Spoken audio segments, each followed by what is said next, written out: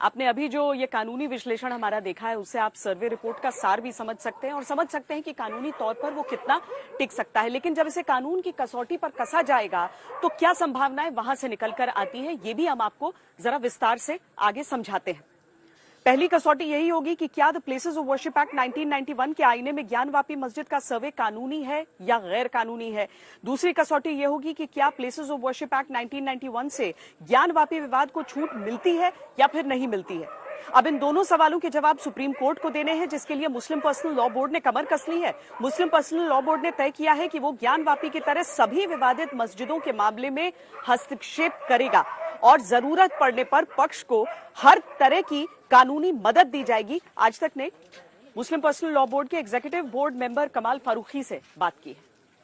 इस बारी आप एक्टिवली ज्ञानवापी मस्जिद के केस में इन्वॉल्व क्यों नहीं हो रहे हैं? देखिए, इसमें जो वहाँ के जो लोग बाग थे और उन्होंने बहुत सही कदम उठाया था। ये उन्होंने कहा था कि हम इसको लोकलाइज वे में ही हैंडल करना चाहेंगे। अच्छा। हम और वो केसेस वो उसमें लगे हुए थे।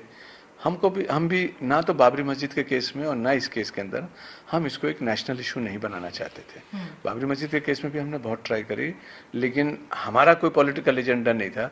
लेकिन जिन लोगों का पॉलिटिकल एजेंडा था उसमें कामयाब हो गए और उसके बाद उसके रिजल्ट भी नजर आ गए।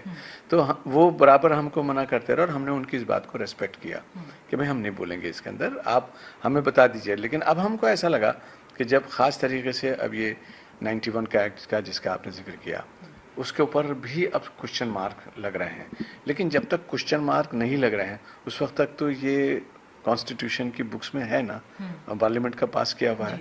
तो हमारी ये समझ में नहीं आ रहा कि जो कॉन्स्टिट्यूशन के जो रखवाले हैं वो इसके ऊपर चुप्पी क्यों दाब के बैठे हुए हैं। हमने अभी भी उनको डायरेक्टली सिर्फ इतना कहा है कि भाई हमें पता है कि इसमें कितनी आपको डॉक्यूमेंटेशन चाहिए होती है, कितनी तैयारी चाहिए होती है, पैसा भी खर्च होता है उसके अंदर, आपको ह्यूमन रिसोर्स भी चाहिए होता है।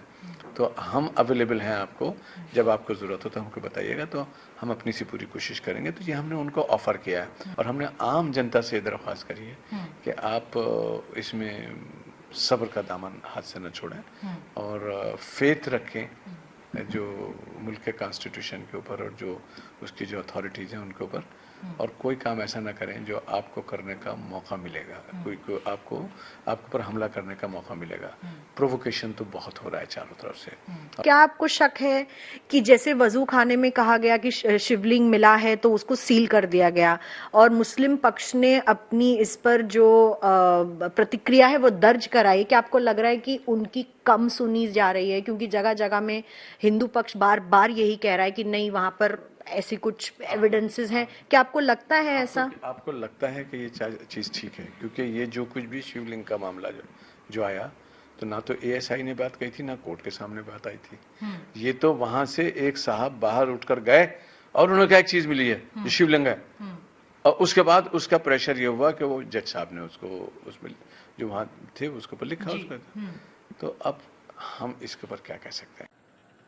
तो एक पक्ष है जो इन सभी बातों को केवल पौराणिक किस्से कहानियां बताकर दरकिनार करना चाहता है, लेकिन हमने कुछ तथ्यों के आधार पर आपके लिए एक रिपोर्ट तैयार की है। इसके लिए हमने पुरातत्व का सहारा लिया है, ऐतिहासिक विवरण का सहारा लिया है, एएसआई के पूर्व निदेशक से बातचीत की है। अमरेंद्र नाथ ने क्या क्या कहा है आपको सुनाते हैं। साथ ही 1700 साल पहले जो चीनी यात्री फाहियान थे जब पहुंचे थे यहां पर, तो उन्होंने क्या देखा था और क्या लिखा था, इस रिपोर्ट के जरिए आप सारी बातों को समझिए।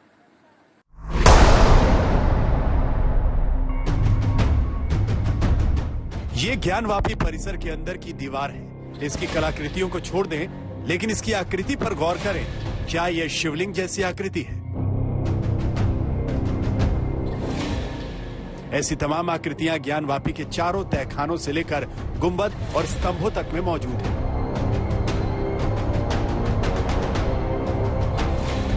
ये चिन्ह उपासना की सनातन परंपरा के हैं या नहीं, इसका फैसला अदालत करेगी। लेकिन ज्ञानवापी परिसर में मौजूद प्रतीकों और चिन्हों को करीब से देखने वाले आर्कियोलॉजिकल सर्वे ऑफ इंडिया के पूर्व डायरेक्टर डॉक्टर अमरेंद्र नाथ कहते हैं कि ज्ञानवापी परिसर में पुरानी इमारत का बचा हुआ हिस्सा इस्लामिक ढांचा हो ही नहीं सकता। इस पर उनके एक नहीं कई तकनीकी तर्क हैं। ये प्राचीन मंदिर है। जो बाहर से जो दीवार दिखाई पड़ती है मस्जिद की, वो उसमें जो मोल्डिंग्स बने हुए हैं वो ब्राह्मणिकल स्ट्रक्चर के होते हैं और किसी भी प्रकार से वो मस्जिद के स्ट्रक्चर में नहीं पाए जाते हैं। जिस तरह की मोल्डिंग्स उसमें दिखाई पड़ती हैं दीवारों पर, सीरीज ऑफ फ्रिजेस दिखाई पड़ते हैं जिसमें कि ज्योमेट्रिकल पैटर्न्स दिखाई पड़ते हैं, तो ये सब चीज़ें प्रायः मस्जिदों के दीवार पर नहीं पाई जाती हैं। तो इस करके और ये मोल्डिंग्स को देखने से हमको ऐसा लगता है कि 9वीं-10वीं शताब्दी के हैं और उस परिसर में sculptural stone blocks, engraved stone blocks पाए गए हैं जो जिसमें कि सीरीज ऑफ लोटस फ्लावर्स हैं, ब्लॉक्स, स्टोन ब्लॉक्स पर, फ्रैगमेंटरी स्टोन ब्लॉक्स पर सीरीज ऑफ लोटस फ्लावर्स हैं, लैटिस पैटर्न की जालियां हैं। तो वो खास करके मुझे वो 6th सेंचुरी की लगती है। तमाम ऐतिहासिक और पुरातात्विक महत्व की चीजों को बारीकी से समझने और देखने वाले अमरेंद्र नाथ फव्वारे वाली दलील पर भी सवाल उठाते हैं और कहते हैं कि फव्वारा हमेशा जल स्तर से ऊपर होता है, लेकिन ये आकृति वजू खाने की दीवारों से काफी नीचे है, जो कि फव्वारा नहीं हो सकता। जितने भी मुगल पीरियड के फव्वारे हैं वो इस प्रकार के नहीं हैं। कोई भी फव्वारा जो हम जो जामा मस्जिद में देखते हैं या और कई फतेहपुरी मस्जिद में देखते हैं और जो मस्जिद में देखते हैं, तो वो सब हाईली डेकोरेटेड हैं और इस प्रकार के हैं। वो इस तरह के सिलेंड्रिकल स्टोन के ऊपर वो डिस्क लगा करके कहीं भी नहीं देखा मैंने। जहां तक मस्जिद के वजू खाने में मिली आकृति का विवाद है, इस शिला को शिवलिंग बताया जा रहा है। इसका रंग गहरा हरा या काला दिखाई पड़ता है। वैसे काशी विश्वेश्वर स्वयंभू ज्योतिर्लिंग का विवरण तो स्कंद पुराण और शिव पुराण से लेकर तमाम पुरातन ग्रंथों में भी है, लेकिन आज से 1700 साल पहले के लिखित इतिहास को खंगाले तो वहां भी काशी विश्वेश्वर का जिक्र मिलता है। 4वीं शताब्दी में चीन का यात्री फाहियान भारत आया था। फाहियान ने पश्चिम से लेकर पूरब तक भारत की यात्रा की थी और पाटलिपुत्र यानी पटना से बनारस की यात्रा पर भी पहुंचा था। फाहियान की यात्रा वृत्तांत का अंग्रेजी में अनुवाद जेम्स लेग्गी नाम के इतिहासकार ने किया, जो ए रिकॉर्ड ऑफ बुद्धिस्टिक किंगडम नाम की किताब में दर्ज है। इस किताब के अनुसार फाहियान ने काशी के विश्वेश्वर शिवलिंग का जिक्र किया है। फाहियान के स्मरणों का हिंदी अनुवाद जगन मोहन वर्मा ने किया था, जिस पर 1918 में एक किताब आई थी जिसका शीर्षक था बुद्ध की तलाश में चीनी बौद्ध यात्री फाहियान की भारत यात्रा। इन तमाम दस्तावेजों में मिले विवरणों के मुताबिक फाहियान ने अपने संस्मरण में लिखा है कि काशी में एक कीमती पत्थर का विशाल शिवलिंग है जो 18 बलिष्ठ यानी करीब 18 फीट ऊंचा शिवलिंग है, जिसे हिलाया नहीं जा सकता।